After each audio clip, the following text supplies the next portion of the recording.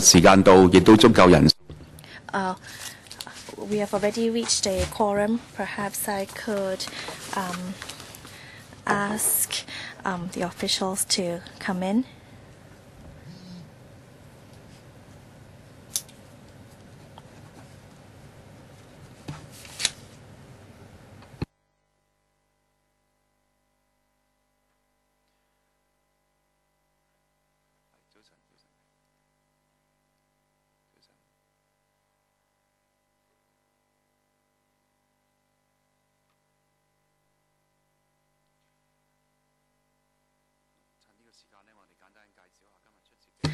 Let us, we have Mr. Chen, Mr. Leung, Ms. Chong, and also from the judiciary, Mr. Lee. Now we have 3 individuals who have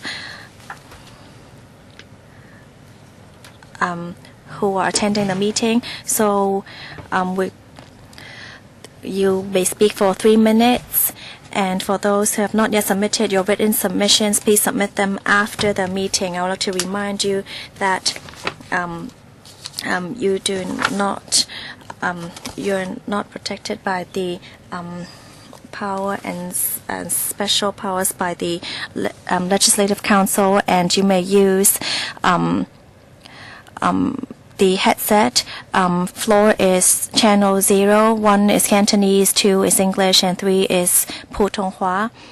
And please be reminded that there's also a booklet on safety measures on attending meetings at LegCo. If you need a copy, please also seek help from the staff.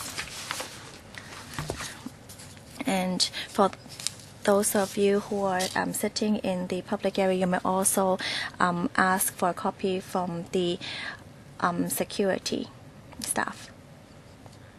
First, to speak, Mr. Kwok Jong-man. 3 minutes, please. Thank you. We're talking about the Legislative Council Ordinance today. And rightly, we have the majority vote and also have the single vote. I cannot say that we are just, but under the protection of the ordinance, the single vote, single seat can also raise the votes to about 5%. As for the I can say that for the many seats and single vote, there are now 431 nominations, including the chairman. If we are not able to control the nominations, then maybe there would be 28 candidates or a very long list. And so if you try to divide the numbers, that's 3.58%. So even if you are able to be elected, you may still not be able to get the subsidies. So you can see that if we're able to push it up to the ladder and to choose about 35 candidates in one constituency, and you try to divide up the number, then you see that it doesn't even reach 3%. So even if you're elected, you don't get the subsidy, and then your deposit would even be taken. And so the subsidy plan actually, can give you a slight profit. Chairman, just now what I said is a very extreme case, and of course it doesn't really happen in real situation, but I think that we must be on our guard. And I think that there are many loopholes and it's not a perfect system. I think that you should first you should make amendments as soon as possible, and then try to consider very carefully before you really make amendments. This year in New Territories West, there are some very senior councillors, or those who, or some who have chosen not to join in elections next time. So maybe those who will be subsidized will be less than 5%. I think that you should tell us early in advance whether you'll be able to get the 5%, so that those who want to be elected can also decide whether they want to run first. Next we have Ms. Chen. Ms. Cheng. Well, from 2013 to 2016, we have accumulated inflammation as a foundation, and we have adjusted the election expense limits, and we have given suggestions, and we believe that there is a need to review the plans for the election expenses and the subsidies, including needing to declare donations. So we think that it could better attract more people who are interested to provide service to the society. Right now, there are 3 ways to calculate the election expenses and subsidies, so that those running could try to calculate how much they would receive. We have noticed one point that the promotions and advertisements for elections are changing frequently, and electors can actually try to run advertisements and commercials on media. Plus, the effect of social media now is different from the traditional campaigns. So it is very hard to compare the cost. If there are no clear guidelines, then it's very difficult for them how to declare the interest or how to calculate their expenses. If you look at the district council elections that just passed, then you can see that many of them actually use social media to reach out to the public. This is actually in violation of trying to reach out to the public through different channels. And many young people actually use forums and online ways to reach out to the public. Without clear guidelines, then it will be very difficult for the candidates to really understand what is right and what is in violation of the ordinance. So we believe that we not only need to adjust the expenses and subsidies, you also need to set a ceiling for the subsidies and to make it clear and to give out clear guidelines, so that when candidates use or work on campaigns online, then they'll be able to also to include it in the expenses, so that the candidates can use all different kinds of channels to reach out and then to send out information via these channels. Thank you. Mr. Hu Park Learn, 3 minutes, please. Good morning. And I'm talking about the Legislative Council Ordinance Amendment of Schedule 5 and also the maximum amount of election expenses regulation. We are fully in support of increasing the subsidy rate of the financial assistance for candidates of Legislative Council election. When the $10 subsidy was introduced, then the system was also changed that you only need to distribute pamphlets 1 time instead of twice. We thought that actually it's more appropriate to distribute these campaign pamphlets twice. It's more appropriate than just distributing it once. But we see that actually there's been a change of in social media, and so now we have plenty of e-channels for us to reach out and approach the public. This time we are actually amending the 544D, cap 554 regarding the election expenses limits. We have looked at the corrupt and illegal conduct ordinance, and we see that Hung Yi Kok is in accordance with Cap 228, because no amendments have been made in Cap 228. you can see that Hung Yi Kok chair or maybe the deputy chair, you can see that they can get around $30,000. Now, many of the Hung Yi Kok representatives, they're only around 10 odd candidates. They can get $30,000 when they're running, but you can see that this proportion is very strange. The Hung Yi Kok member candidates, you can only use $3,000 to hire an assistant and $10,000 for the elections. So you can see that even though there are changes it's going to make to the electoral election, but we see that the government has not been making amendments or making setting limits for the subsidy rate. Well, let me come back to the electoral election.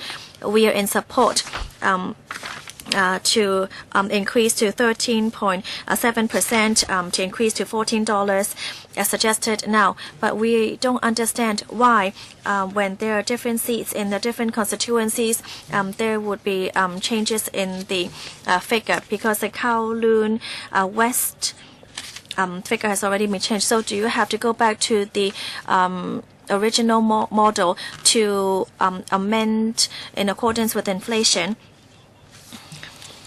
If you have the 1 odd million for the election expenses, it actually takes the EO a few days before it can be made known to the public. I hope that the government can also tell us more about that. Secretary said that he would only address concerns after the three of you have spoken, and members may now put questions. Ms. Sito, thank you. I would like to follow up for Mr. Hu. Yes, the seats, of course, are different in the 5 different constituencies, so it can be exceed by 10% or be lower than standard, but then you would see that the number of candidates running are different. If you can use candidates as a foundation in the FCs, then how come you use a different method for the GCs? That there's only one number for Kowloon East, one number for Kowloon West. Especially in Kowloon East and West, in New Territories East and West, the number of population in those areas are now different. And that so you need to consider making some kind of amendments in this foundation. Thank you. Thank you, Ms. Hit-Ho, for your question.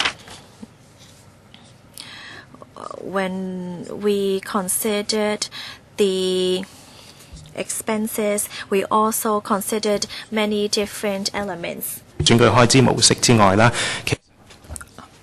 fact, the estimated population of the constituency, the area of the constituency, inflation, all these factors actually will be taken into account. In fact, this adjustment we're making now is really because in 2012 the election expenses then was actually agreed by various political parties and candidates, and they thought the operation was okay, and it actually aligned with the election expenses requirements. So therefore, after consideration, we think that we should adjust the figure according to the inflation index. That's the appropriate way to go. Actually, Sit-Ho and Mr. Wu mentioned just now that the Hong Kong Island and Kowloon West seat numbers will differ from 2012, and why the election expenses have not been adjusted accordingly. They've asked this question. Actually, looking back at the general picture, the population changes in various districts haven't been too great. Looking back at Hong Kong Island and Kowloon West in 2016, by the mid-2016, we expect that the population of Hong Kong Island will still be higher, 11% higher than Kowloon West. So the election expense limit should be higher than the Kowloon West, and that's, I think, reasonable. Oh, that's clear. Well, I'm not talking about seats. I'm talking about population. I'm talking about the mailing of pamphlets, because the expenses will vary according to the population. Actually, he didn't only talk about the seats, but he also talked about population. But in the Kowloon East and Kowloon West are very different in terms of population. Kowloon West, Kowloon East, the difference is even larger. So that's why I asked, why don't you use population as a basis for the subsidy level? The Secretary, please. Well, I'd add to that. Actually, the estimated population is a consideration factor. And we are now proposing to use the accrued inflation. Is because we would like to take into account the expenditure pattern in 2012, and I think that level can actually meet the operational needs of the candidates, and therefore we use the figure for 2012 as a basis to adjust the election expense limit. The estimated population will actually be aligning with our election expenses levels. For example, Kowloon East and West, the population there is actually the smallest in various districts, and so their expenses limit is relatively low. The new NT East and West, the electors' number is very high, and so the expense limit is higher accordingly, and we use that as a basis to adjust the election expense ceilings. Well, thank you. NT West, of course, is 200,000 people more than NT East. The changes may not be too great on its own, but when you look at the table, the ceiling is actually the same for the two districts. But the population has a difference of 200,000. So in the ceiling, you have to reflect the adjustment. And then the subsidy per vote should not be based on the election ceiling. Well, my question is very clear. The Deputy Secretary, please tell me clearly. At this stage, tell me that you are not considering any change, because you're really taking me for a ride, and you're really circling around the issue. Shall I ask this? The population figure is a natural figure. What is it based on? How about the actually eligible voters, or actually the number of people? Well, actually, we will look at the overall population, not only the number of voters or electors, and the entire population for the district. So if we actually only take into account the eligible voters, would you have a relevant estimation for two districts? So the difference may not be 200,000, maybe a smaller difference. Chairman, we think that using the general population figure is better than only using the voters' numbers, because after being elected, the electoral people will be serving the whole district, not only those who voted for them. So we should use the estimated overall population. If you don't mind, I'll go on. The largest item of expense is actually should be based on the actual number of population. We're not talking about the salary as a legislator.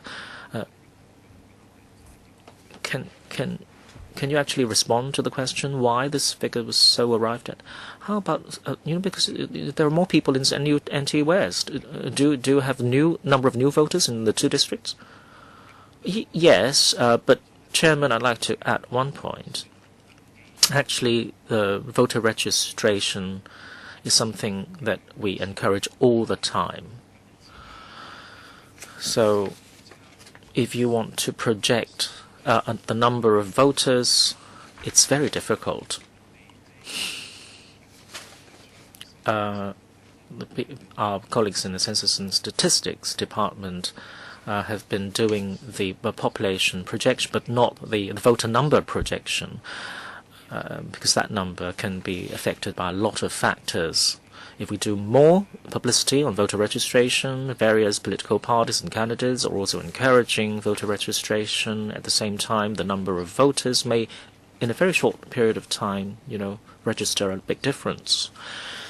Ms. Ho, if no follow-up questions, I'll hand the floor to other people. Well, Chairman, I'll put it on record. I don't think the Deputy Secretary can answer my question.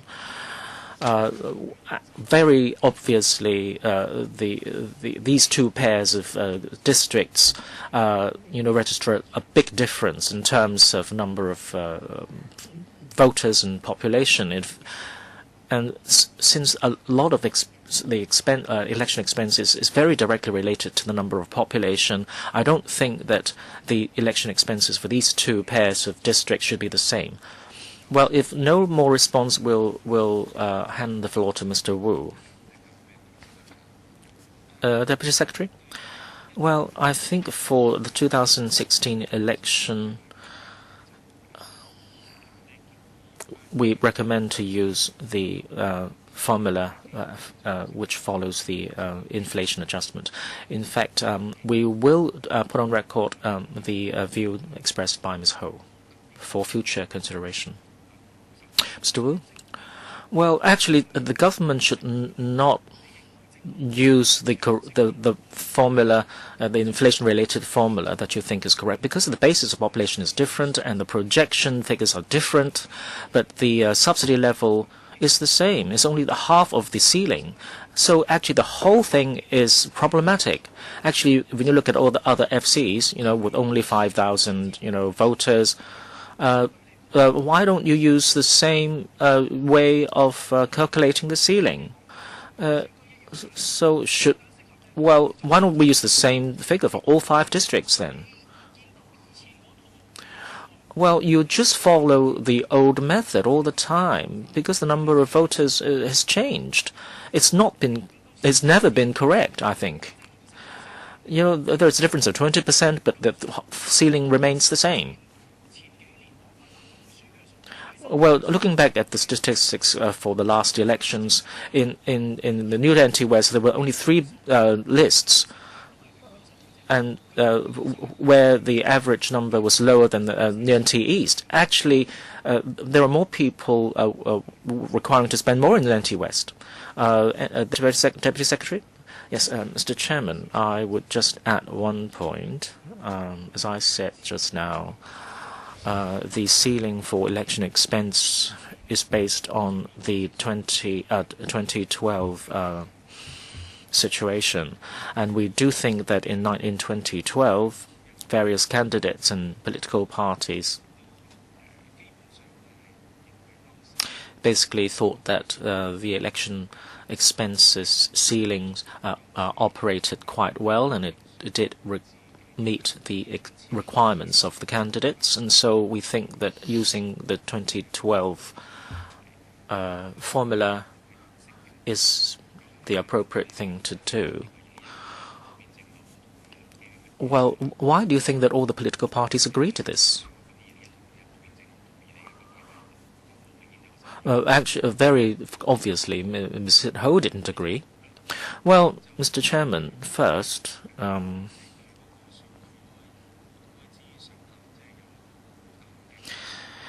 if you have a lot of problem, with the election expense ceiling, the problem would have been referred to us, right?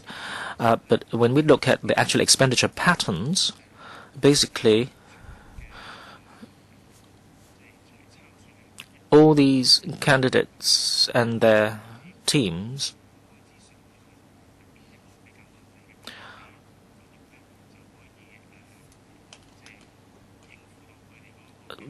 found that the election expenses were sufficient. Well, when there is a ceiling hanging over you, you wouldn't exceed it, would you? The fact that the expenses didn't exceed the ceiling doesn't mean that all the political parties agree to it, right? Well, actually, we didn't want to exceed the limit. That is a very realistic consideration, and it doesn't mean that your system makes sense at all. Well, actually, of course, we know that it's not his fault because it was determined by his predecessors. But do you have any further response? Well, if members have other views on the expense limit for the future, and you do think that there is a more appropriate way of calculating it, then please tell me about them. For the 2016 election expense limit, we think that our formula is the right one. Well, I know that a lot of political parties actually don't have a lot of money, and they can't spend, to the limit. Actually, our party, Labour Party, actually can only spend 40% because we don't really have the resources. So we never exceed the expense limit. And we're not worried about this. But conversely, when we talk about the proportionality, I'm not asking you to always, increase. You could, decrease it at the same time. I'm talking about a realistic question. Why is there a difference in population between the NT East and West, but the expense limit is still the same? So shouldn't you be decreasing the limit for NT East? I'm not talking about, having not enough resources, but it's really a fundamental question of proportionality. I think we should record this question, and the Deputy Secretary has agreed to consider it. Mr. Kwok Chung Man has raised his hand. We still have some time. Okay. Deputy Secretary. Well, I don't think anything can be perfect. Actually, you said this in Southern District in the last term election reform. I was sitting behind you. I'm not talking about this now. You said you can't. Actually, we can calculate the formula. Actually, I was being very polite. You have to consider very deeply. You cannot just stick by your past experience. Number of seats has changed, population has increased. Definitely, the ceiling, the subsidy ceiling, has to be changed. Well, I think, Deputy Secretary, this is really a general point shared by a lot of parties. In 2016, you may say there isn't enough time, and you only undertake to reconsider. But after the election, you will say to me again that, we have just finished the election, and then we'll reconsider it when the next election comes. So we're going around in circles. You're considering no fundamental changes to a problematic issue. I really don't know when we can break this cycle. Well, this is really a vicious cycle. Ms. Chen? Well, I agree with what you and Mr. Ho said. I think you should ask the Undersecretary to respond. Well, it's so funny that you said that, we don't have any comments. Well, we do, I think that, the government is really behind in the whole election system. But I think you should first answer the question. I think we're now in a cycle. I think you really should try to make amendments as soon as possible. Thank you. Ms. Chan, all right, Undersecretary, please address this concern. The 2016 elections, I would see many great changes, and we do not really have the time to do this. But as I said so earlier in another committee, I committed myself, well, actually we were talking about a different topic, which is whether there could be an increase in the GCs and FCs in the elections, and I committed myself to further discuss this with members in the future. So I can also say that for the election expenses, limits on the consideration for setting the maximum, I am willing to discuss this further with members. If you do have any concrete suggestions, I welcome them and I am very happy to discuss with this further. Well, I hope we don't have to wait till 2019. Chairman, we do have elections on a frequent basis. So I really think you should consider, you're talking about a 200,000 difference in population in the two districts or in the two constituencies. So could you try to, make some amendments? Well, let's say, okay, I accept the $14 maximum. How about other calculations? How come you cannot make other changes?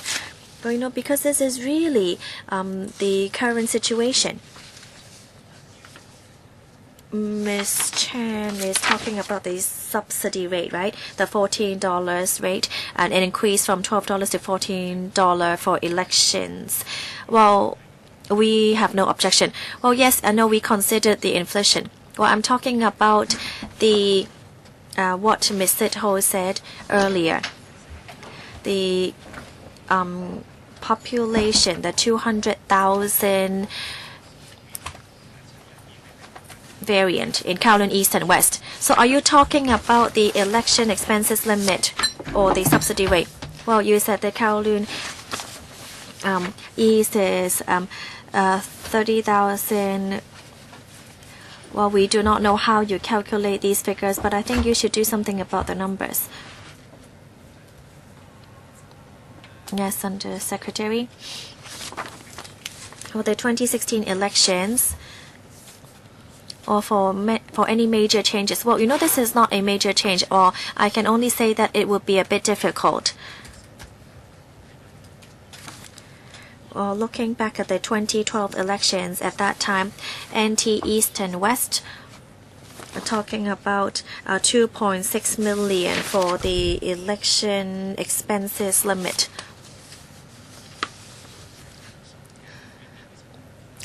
There were no major reasons for making changes and no huge change in population.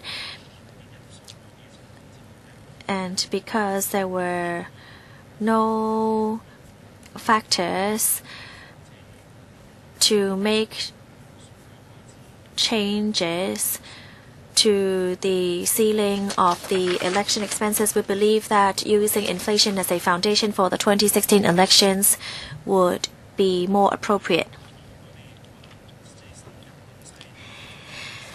NT East and West, you've taken out two constituencies to consider the population. If you just pick these two GCs to try to make changes, then it would be a bit difficult. The 2016 elections is almost upon us. We probably would not have the time to conduct a comprehensive review.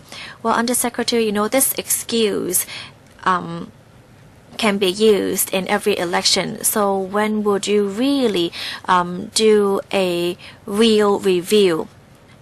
And not just to say that there are no major changes each time. You would just make amendments based on inflation. Mr. Alan Leung. The election expenses limit, I can only say that the government has been really relaxed on this topic. I think the main reason is due to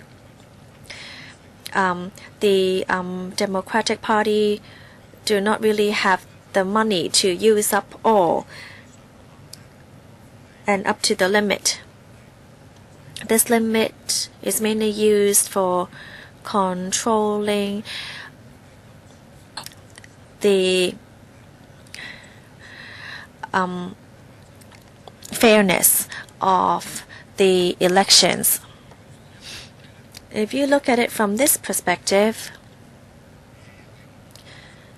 you can remain relaxed on the maximum amount as long as it's not too high. Those who do not have the money or the resources cannot do anything about it. Members and our friends who are attending the meeting today keep on telling you about the logic behind this. It's very simple. Kowloon East, Kowloon West for 2016, Kowloon East remains the same. Kowloon West, there will be one extra seat due to an increase in population.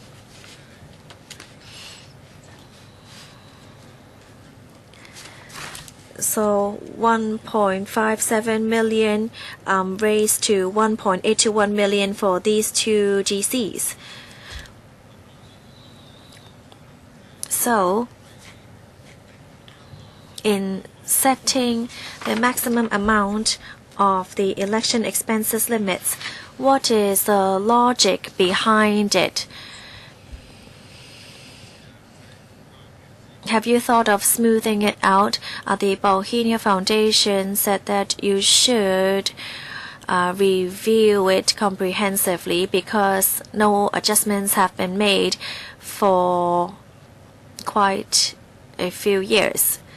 Oh yes, so when would you have the incentive to review this situation again? Chairman, may I refer you to paragraph 15? We have already explained for the current review what we have taken into account.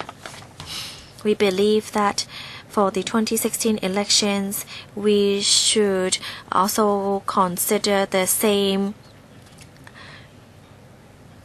factors. If you can think of a better way to calculate the election expenses limit, as I said earlier, I welcome your comments and I'm very willing to discuss with this further at any time. Mr. Alin Leung, any follow-up? Well, so logically he is not able to answer me. So, Ms. Chen Yun Han. Oh, I don't care. You're going back to the basis. Well, why do we have to make the two GCs consistent? But that these two constituencies are different in the number of population. There must be a number behind this. What is the reason behind it?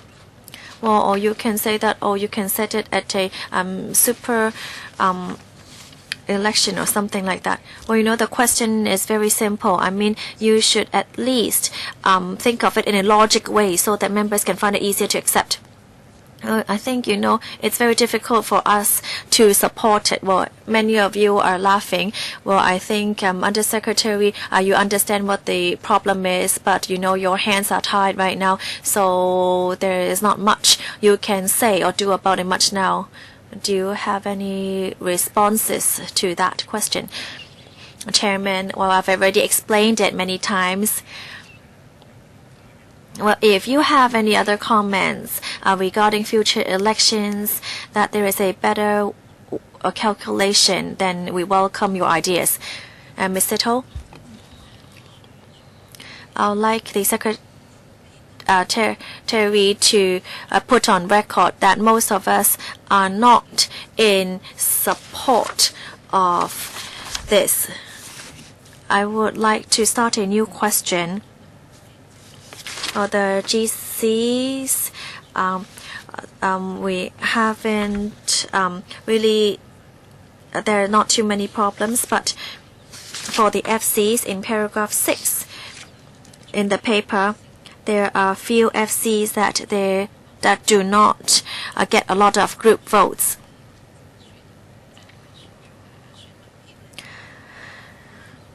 Hang Yi-Cook, 120 odd votes. Agriculture and Fisheries were talking about insurance only about 150 votes. But the after adjustment election expense limit will be increased to 121,000. That's around $1,000 a vote.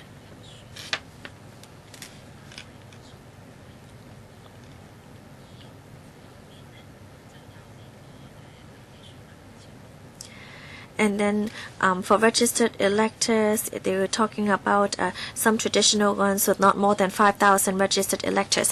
If you use 5,000 as a batch, look at the traditional FCs with over 10,000 registered electors. It's 583,000. We're talking about if for the education constituency, there are about 100,000 people. So that means they're spending only like $6 per elector. But for the Hang Yi-Cook and finance, you can use $1,300 per vote for campaigns. And then for the DCs, the second FC, it's even less. They're talking about $2 per vote. How can it be possible?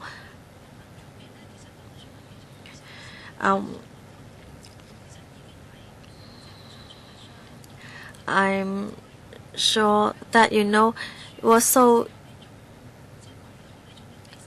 Why do you have to still spend $1,000 for one elector in the Hang Yi-Cook FCs? Well, the question is very clear that there is no logic behind this. The Undersecretary has promised to review it in the future. Well, Ms. Emily Lau, you have just entered. We said that we are not in support of the logic behind these amendments. I'm not sure whether you have any concerns you'd like to raise. Oh, yes, I agree with you. We're talking to the secretary next door, talking about the budget and the gap between the rich and the poor. Well, basically, unless the public attendees have any extra comments, otherwise you may leave now. Actually, the rural elections, 220,000 below 15, below that, above that is 38,000. We're using the same standard for FC. It's not the 28,000. You're talking about 194,000. It's a manifold more than the rural election expenses. Actually, it's not logical. Of course, electoral members serve a more population, but there is a problem in calculating the expenses. Actually, the Hang Yi-Cook chairman election, the chairman of rural committee elections, all these are problematic. So when you told us that it's not yet time in 2015, but then you're not reviewing it in 2017. Actually, in September there will be electoral election committee, and then there will be election committee elections. So are you going to take it to us 3 months down the line? So if you will not reconsider it, review it, so what are you doing actually? So all these need to be done. So I think all walks of life, legislators and others are very concerned. Well, actually, the Deputy Secretary has said many times that you'll listen to us. But will he listen to what views we have, expressed? I'm sure that he will take the views into consideration. Ms. Ho? Well, following up on the previous question, I'd like the DepSec will send us another paper to explain why for the FC election, how the election and ceiling expenses were calculated in a logical way. we need to be told why for in Hong Kong and for the banking and fishery sectors and the FC, the expense ceiling was $1,000 per publicity item, but in education FC, the election limit per vote was only $5.80. You need to explain that to us. Understand? So it's 200 times. I think the problem is very clear. Would you like to respond now, or would you like to respond in paper? I think I'll explain in detail on paper later. But for now, I'll just say very simply, I think you'll understand that in an election, the expenses and what these expenses include, apart from the number of voters, these are influenced by a lot of other factors. Say for FC elections, of course, their population figures vary, but however large your population or small your population, a lot of fixed costs are involved. And these fixed costs do not change according to the number of voters.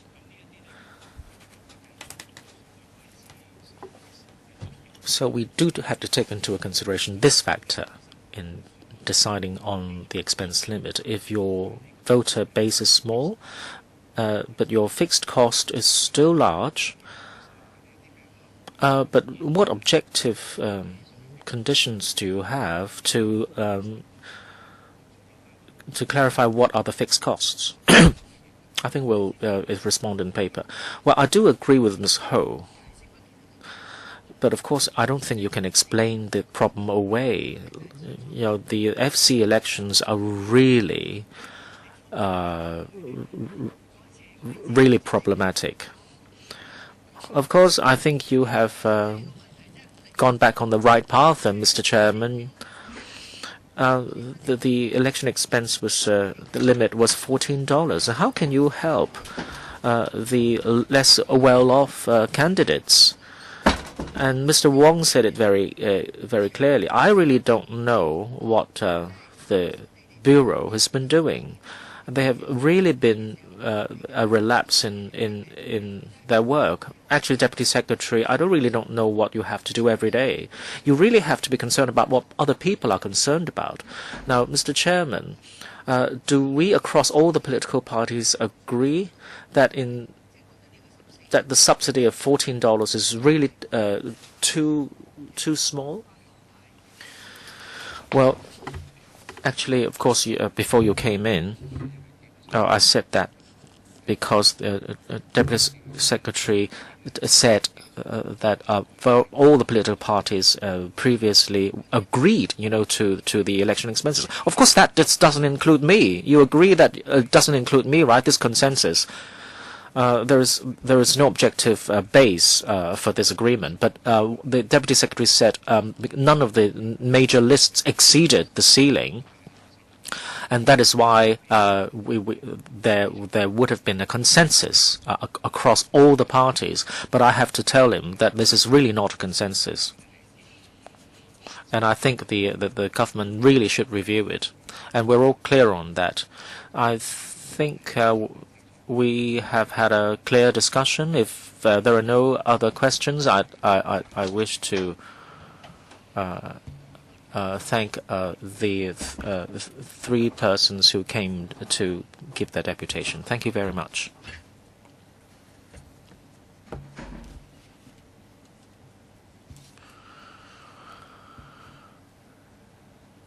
Now, if you don't mind, we'll go back to our paper. That is really the amended version has been tabled. Perhaps the Deputy Secretary would take us through the paper, or do you have any particular preamble to make? Otherwise, we'll go into the issue directly.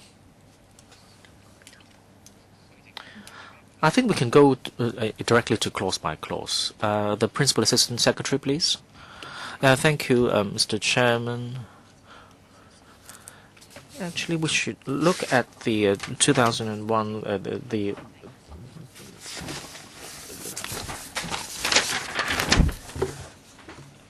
The amendment of Schedule 5 Order, the Legislative Council Ordinance, amendment of Schedule 5 Order 2015.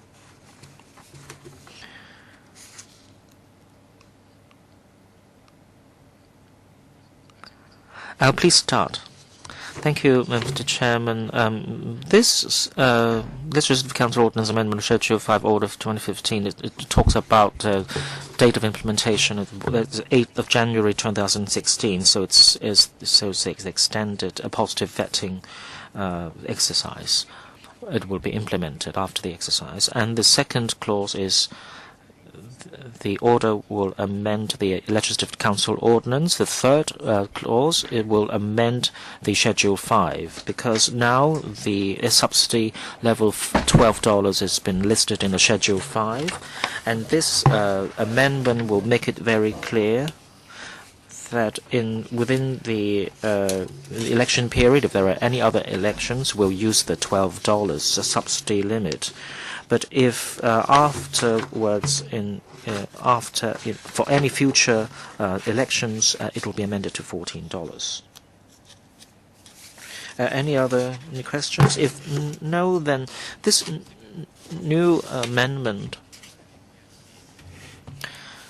will make it necessary to make amendment for every term, right? So now you said it specify the number for the 5th term and whatnot. So of course there's a reason for you to do this, right? Yes. Thank you, Mr. Chairman. I should explain, because it does explain that the current term of legislative council. So within this term, if there are by-elections, then we will have to use the $12. But in B, actually it says that for any future subsequent term of office, it will be $14. So in the next, before the next general election, if after review there will be further amendments, we will make the amendments. If no, then we will use the $14 figure. Sorry. Now you've foreseen that we will resign en masse, you know. Thank you, Mr. Chairman. So if the order 5 is okay, then we'll go to the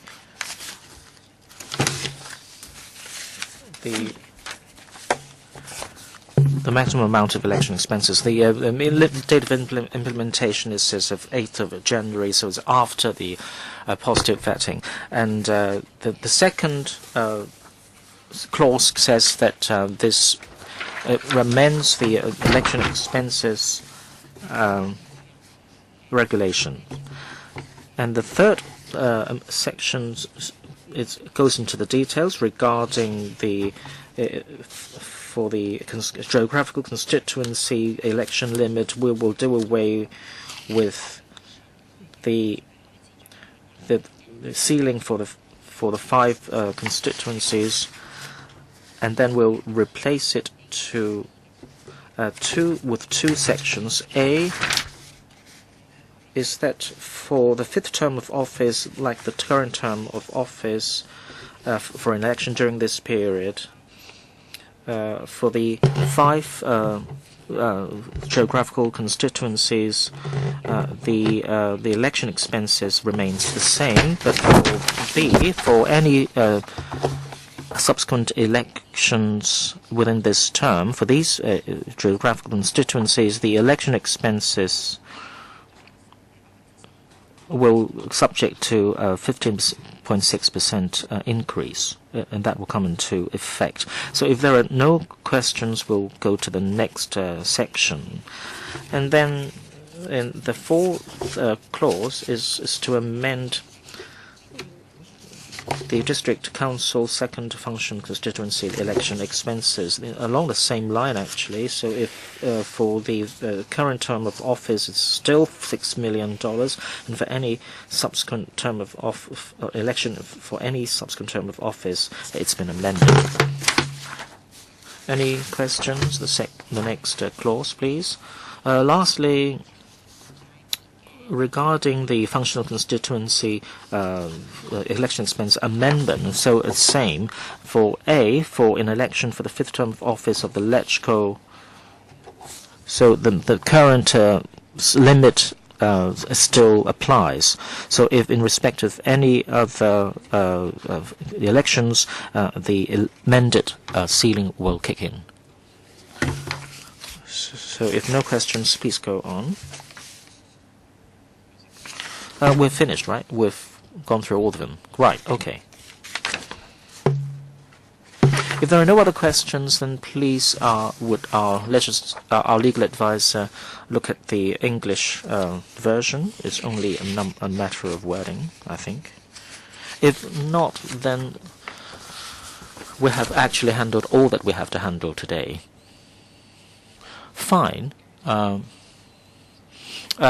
The request of Mr. Ho has been taken into account by the Deputy Secretary, who will be giving us a written reply, and we'll see whether we need another meeting, depending on how he replies to us. Actually, with the deadline is 6th of January, and if there are no problems, then we will will report to the House Committee on 18th of October. If there's no need for future meetings, we will not meet again. Okay, the meeting is adjourned. Thank you.